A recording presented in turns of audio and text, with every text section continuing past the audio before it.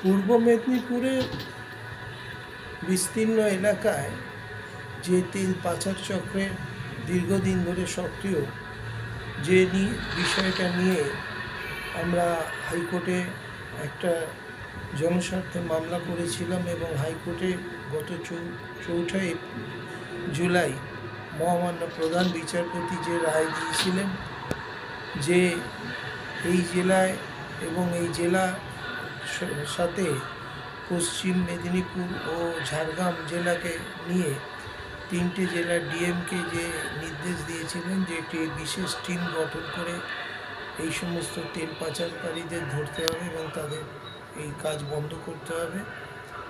আজকে প্রায় পুরো 1 মাস হতে চলল, এখনো পর্যন্ত আমাদের কাছে যে সংবাদ আছে তাতে সেরকম কোনো উদ্যোগ জেলা প্রশাসন থেকে নেওয়া হয়নি। শুধু তাই নয়, পূর্ব মেদিনীপুরের বিস্তীর্ণ এলাকায় একদম হলদিয়া থেকে শুরু করে কোলাঘাট পর্যন্ত এই চক্র আজও সক্রিয় এবং এরা দিনের বেলা কাজটা কম করছে, রাতের দিকে ব্যাপকভাবে এই তেল পাচার চক্র কাজ করে চলেছে এবং সেটা যে পুলিশের সহায়তায় সেটা বলার অপেক্ষা রাখে না। এ বিষয়ে স্থানীয় মানুষের সাথে আমরা কথা বলেছি, তাদের সাথে আমরা ওভার ফোনে কথা বলেছি, কেউ কেউ ফোনে তাদের প্রতিক্রিয়া দিয়েছেন। সেরকম একজন মানুষ যিনি এই বিষয়ে প্রচুর ওয়াকিবহাল, প্রচুর খবর রাখেন, তিনি আমাদের তার প্রতিক্রিয়া দিয়েছেন। আমরা সেই প্রত্যক্ষদর্শী স্থানীয় মানুষের ছবি আপনাদেরকে দিতে পারছি না এই কারণে, তার নিরাপত্তার কথা ভেবে, কারণ এই সমস্ত দুষ্কৃতী দল এবং পুলিশ তারা যদি জানতে পারে তাহলে তার জীবন অতিষ্ঠ করতে পারে, তাকে হয়তো প্রাণেও মেরে ফেলতে পারে। সেই আশঙ্কা থেকেই তার ছবি আমরা প্রকাশ করছি না। কিন্তু তিনি যেভাবে পুরো বিষয়টা ব্যাখ্যা করেছেন, এক ভয়াবহ ব্যাখ্যা, যে কিভাবে দিনের প্রতিদিন এই ব্যবসা চলছে এবং কত কোটি টাকার লেনদেন হচ্ছে সে বিষয়ে তিনি পরিষ্কার করে বলেছেন। আমরা আমাদের এই ভিডিওটিতে সেই বিষয়টি তুলে ধরার চেষ্টা করছি। ডাইরেক্ট মালটা ধরুন 8-9 কাটিয়ে দেয়, ঠিক আছে, মানে এবার ওইটা তাহলে ঠিক থাকলো।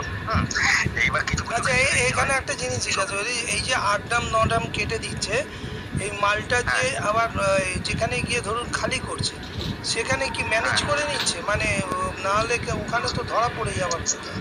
না, ধরা কি করে পড়বে? যখন মালটা কাটা করতে যাচ্ছে তখন তো ওরা কেবিনে তো আপনার লোহা ইট ওটাকে মালটাকে এমনি তো ট্যাঙ্কিটাকে ভারী করে নিচ্ছে। ড্রাইভাররা যেখানে বসে দেখবেন, ড্রাইভাররা যেখানে গাড়ি চালায় ওখানে একটা কেবিন করা থাকে, ওই সিট ফিট পাতা থাকে, ওই সিট ফিটগুলো তুলে দেখবেন, ঠিক আছে, তাহলে আপনি ধরতে পেরে যাবেন।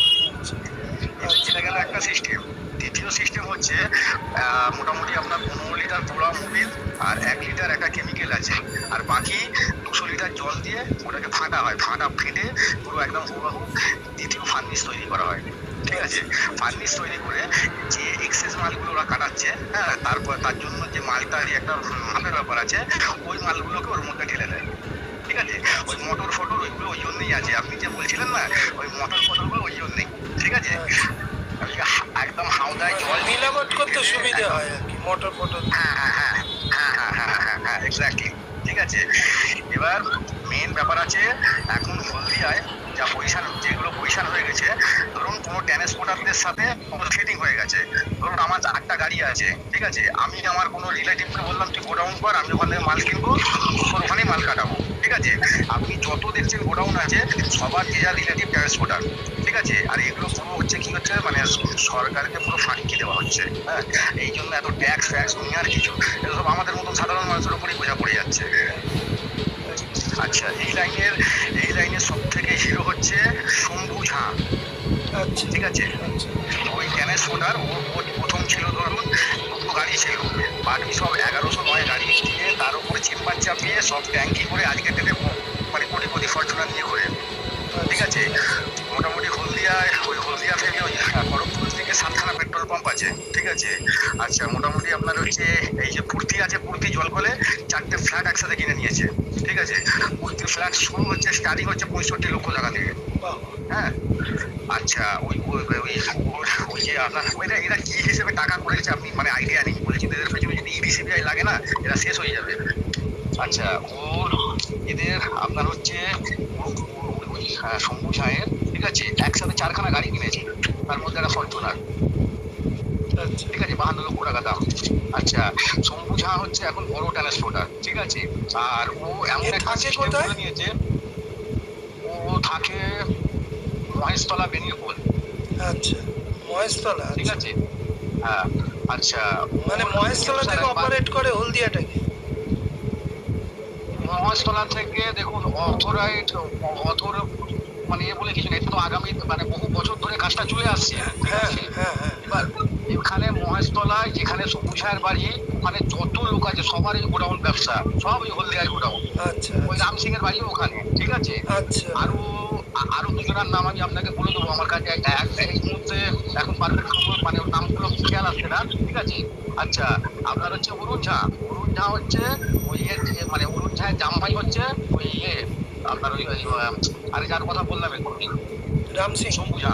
শম্ভুজা, না না আচ্ছা শম্ভু ঝা, আচ্ছা শম্ভু ঝা হচ্ছে মানে অরুণ ঝায়ের জামাই, ঠিক আছে, বড় জামাই। হ্যাঁ, আর অরুণ ঝায়ের গোডাউন হচ্ছে মঙ্গলবাগের ভেতরে, আচ্ছা ঠিক আছে। আর মঙ্গলবার বর্তমানে পিচ কাটিং করছে, পিচ কাটিং মানে পিচ কাটিং এর জন্য বোম্বে থেকে এক্সপার্টরা আসে, একটা মেশিন বসিয়ে দিয়ে যায়, মেশিনটা করতে করতে 25 লক্ষ টাকা খরচা হয়, ঠিক আছে। ওই মেশিন অটোমেটিক গাড়ি ধরুন ঢুকে যাবে ওখানে, হিট দিয়ে, হ্যাঁ, বীজ বেরোবে, এবং একটা রাজস্থান থেকে একটা ওই ডাস্ট পাউডার পাওয়া যায়, মানে ওই ইট ডাস্ট ওটাকে কি বলে, আর ওই যেগুলো মার্বেলের ডাস্ট হয়, হ্যাঁ, ওই ডাস্টের সাথে জল মিশিয়ে মালটা একদম পিচের মতন খেলথালে হয়ে যাবে, ওটাকে পিচ কাটিং এর পরিবর্তে ওটা পাল্টি করা হয়, আচ্ছা আচ্ছা ঠিক আছে। র্যাকেটটা অনেক বড়, সব বিহারিরাই করে, ঠিক আছে। আর একটা নাম আপনাকে বলে দিচ্ছি, মঙ্গলবাগের গোডাউনটা ছেড়ে গিয়ে আরেকটু গিয়ে ডান দিকে একটা গোডাউন আছে, ঠিক আছে, ওর নাম হচ্ছে অশোক সিং, অশোক মানে সিং, অশোক সিং সুলতান, আচ্ছা মানে ও এখন সুলতান আছে, ঠিক আছে, এই লাইনের আচ্ছা বহুত কামিয়েছে, বহুত কামিয়েছে, ঠিক আছে। আচ্ছা আর একটা আছে মঙ্গলবাগের দাদা আছে তারাপদবাগ, তারাপদ, তারাপদবাগের হ্যাঁ, তারাপদ, তারাপদ, হ্যাঁ নামটা আমি জানি। তারাপদ, তারাপদ পার্টনারে আছে পার্থর সাথে, পার্থর বাড়ি আগে ছিল মহেশতলা ওই ডাকঘরে, এখন বর্তমানে বিশাল বিল্ডিং করেছে, ঠিক হচ্ছে ওই আপনার বিহালা যেখানটা আপনার আছে না, ওই যে অশোকা বলছে অজন্তা যে বার আছে, অজন্তা বার কাপ সিনেমা হল, হুম, তার উল্টো দিকে। আর ওর সব থেকে বড় পাওয়ার হচ্ছে অজন্তা বার বা সিনেমা হল ওনার জামাইবাবু হয়, ঠিক আছে। আচ্ছা। কিন্তু স্যার যাই হোক ইনফরমেশন দিচ্ছি, ভুলেও কিন্তু আমার নাম বলবেন না, তাহলে আরে আপনার নাম তো আমি জানিই না, আমি বলবো কি করে? আর আপনি এত মানে যাই বলছেন হোক, কেন? আপনি তো আমাকে অনেকটা মানে ই করছেন, সাহায্য করছেন, কেন আপনাকে আমি ফাঁসাতে যাবো? কেন মানে মুশকিল হয়ে যাবে, বুঝতে পারছেন তো? না না মানে ঠিক আছে। মানে সেই- আচ্ছা আমাকে একটা জিনিস বলুন তো, এই যে পাল্টি বলে, পাল্টির কাজ হয়, ডিজেল তারপর পেট্রোলের পাল্টি হয়, এটা কিভাবে হয় পাল্টির কাজটা? পাল্টি বলে, পাল্টি একমাত্র ফার্নিশ হয় আর পিছে হয়, অন্য কিছু তো পাল্টি হয় না। পেট্রোল ডিজেলে হয় না? পাল্টির অর্থ না, পেট্রোল ডিজেলে হয় না, পেট্রোল ডিজেলের সিস্টেম বলে দিচ্ছি। পাল্টির অর্থ হচ্ছে আমি একটা মাল কাটলাম, তার পরিবর্তে একটা মাল ওখানে দিয়ে দিলাম ওয়েটটাকে ঠিক রাখার জন্য, আচ্ছা এটাকেই পাল্টি বলে, ঠিক আছে। যেরকম আমি যদি ফার্নিশ কাটি, আমি ডুপ্লিকেট ফার্নিশ তৈরি করা যায়, ডুপ্লিকেট ফার্নিশ ঢেলে দেওয়া হয়। পিচ কাটিং করলে ডুপ্লিকেট পিচ তৈরি করা যায়, সেটাকে ওই মেশিনের মাধ্যমেই ঢেলে দেওয়া হয়, ঠিক আছে। আচ্ছা আর পেট্রোল ডিজেলের ক্ষেত্রে কি হয়, পেট্রোল ডিজেল যদি ধরো আমি পেট্রোল যে কাটিং করে ওরা বর্তমান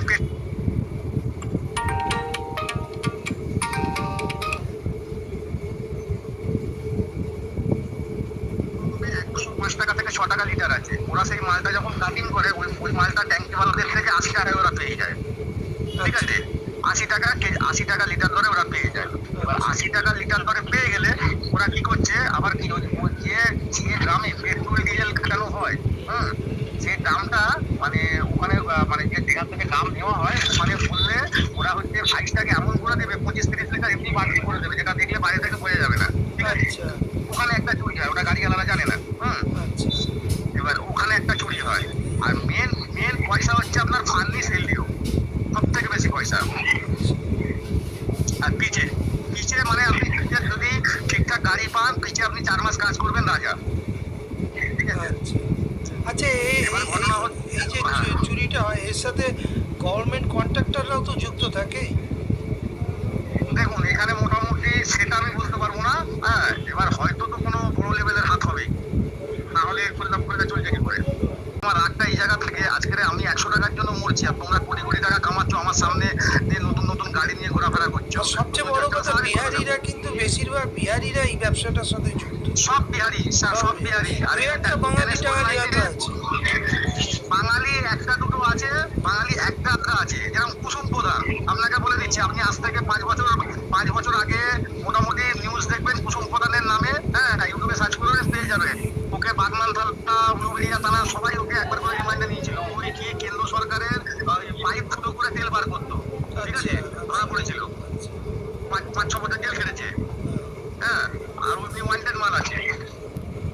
আচ্ছা, কুসুম প্রধান হচ্ছে এর পার্টনার, আপনার ওই বলুন না এটাকে কি বলে, অরুণ পার্টনার, ঠিক আছে। আচ্ছা, আরো একজন আছে, দেওয়াটা ঠিক না। এবার ঘটনা হচ্ছে ওখানে আপনি মোটামুটি 50 কিলোমিটার মধ্যে 61 খানা গোডাউন পেয়ে যাবেন। মানে হলদিয়া থেকে কোলাঘাট 61টা গোডাউন। 61 খানা গোডাউন আছে, আচ্ছা, 61, ঠিক আছে। এবার তার মধ্যে একদম সব থেকে ভালো কাজ হয় অশোকের গোডাউনে, ঠিক আছে, অশোক সিং, একদম কালো রোগা করে, তারপরে বাড়ি। এর কোথায় অশোক সিং এর গোডাউনটা কোথায়, কোন থানা? অশোক সিং এর গোডাউনটা মঙ্গলবাগের গোডাউনটা ছেড়ে 4-5 কিলোমিটারের ভেতর, 6-7 কিলোমিটারের ভেতরেই হবে। এটা কোন থানা? নন্দকুমার? নন্দকুমার ছেড়ে, হ্যাঁ, ওই মোটামুটি নন্দকুমার আর আপনার মানে মঙ্গলবাগের গোডাউন আর আপনার হচ্ছে ওই একদম হচ্ছে আপনার হলদিয়া ডক, তার মাঝামাঝি ওর গোডাউনটা আছে, এটা ঠিক বলছি আছে। থানাটা কি নন্দকুমার থানা না মহিষাদল থানা? একটু এতটা আইডিয়া নেই স্যার, মোটামুটি গাড়ি তো চালাতে পারি। যে সুইফট গাড়িটার কথা বলছি যায়, ওনার ড্রাইভারের কোনো একটা শরীর খারাপ হয়, তা আমি গাড়ি চালাতেও জানি। বর্তমানে আপনাকে তো বললাম আমার আর্থিক দিক দিয়ে অবস্থা খারাপ, তা আমাকে বললো যে গোডাউনে যাবো, হ্যাঁ, কত দিতে হবে। আমি বললাম দিদি যা দিবে 1000 টাকা দিয়েছিল আমায়। তা আমি অশোকের গোডাউন থেকে ওই টাকা আনতে গেছিলাম, আর ওই গাড়িটা প্রত্যেক দিনই যায় টাকা আনতে। আচ্ছা, এখন কাল থেকে দেখছি সুইফটটা পাল্টে একটা মারুতির গাড়ি নিয়ে যাচ্ছে, বললে আমি 6 নাম্বার দিয়ে দেবো। যে টাকা আনতে যায় সেও একটা ট্রান্সপোর্টার, তাকে অশোকই দান করিয়েছে, ঠিক আছে। এই র্যাকেটটা অনেক বড় স্যার, এই র্যাকেটের মানে সব বিহারি। আর আজকের ডেটে কোটি কোটি টাকা তারা মালিক। পার ডে ধরুন একটা লোকের যদি 2 লাখ 3 লাখ ইনকাম হয়, হ্যাঁ, ধরুন একটা বর্তমান ফার্নিসের বর্তমান বাজার আমি কি বলতে পারবো না, একটা গোডাউনে ফার্নিস স্টার্টিং হয় 42 টাকা, সেই মালটা বিক্রি হয় 51 থেকে 52 টাকায়, ঠিক আছে। তাহলে একটা ব্যারেলে 2.5 থেকে 3 হাজার টাকা পাওয়া যায়। যদি সারাদিন আমি 100 ব্যারেল মাল কাটিং করতে পারি, তাহলে কত টাকা ইনকাম আসছে শুধু ফার্নিসে বললাম। এই দেখ বলছি তো, এদের কাছে কোন গাড়ি নেই, এক একজনের জায়গা বা পেট্রোল পাম্প বা কি কি আছে, আপনি দেখলে মাথা পাগল হয়ে যাবে। আচ্ছা, এরা পুলিশকে কত দেয় মানে এই কাজটা করার জন্য?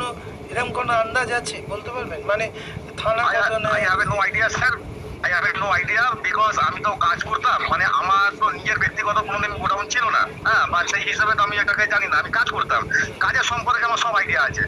না, মোটামুটি কিরকম আপনার আইডিয়াটা একটু বলুন তো, মানে পুলিশ কিরম, মানে পুলিশ যে এদের কাজটা তো পুলিশই এখন, যেমন ধরুন রাত্রিবেলা পুলিশ বলছে কাজ করো, দিনের বেলা কাজ করো না।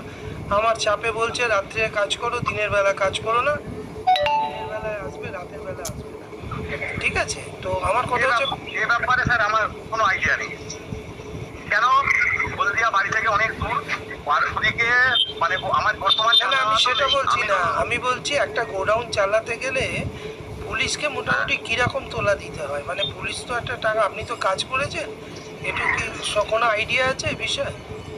এই ব্যাপারে আমার কোনো এই আইডিয়া যে নেই স্যার, 61টা গোডাউন চলছে, পুলিশকে না দিয়ে তো চলছে না, তাই না? অবশ্যই। এই যে 61টা গোডাউন বলছেন চলছে, এ তো পুলিশকে না পয়সা দিয়ে এরা কাজ করছে না, পুলিশ তো পয়সা নিচ্ছে। এটা এদের মুখেই শোনা, মানে যে দেখুন আমি তো ব্যক্তিগতভাবে ঘুমতে যাইনি, ঠিক আছে, আমি এদের মুখ থেকেই শোনা। কেন এদের সবার সাথেই কম বেশি চেনা জানা আছে, সবার সাথেই কথাবার্তা হয়। হ্যাঁ, হ্যাঁ, তো এদের থেকে একটু খুঁজে আমি জিজ্ঞাসা করি, ঠিক আছে। তো মোটামুটি এই ব্যাপারে আরো আপনাকে হেল্প করতে পারবে। আমি আপনাকে বলছি, এদের মধ্যে যদি কোনো একজনকে আপনি মোটামুটি একটুখানি মাথায় গায়ে হাত বুলিয়ে একটুখানি নিজের দিকে করে নিতে পারেন, তার কাছ থেকে সব পারফেক্ট খবর পেয়ে যাবেন।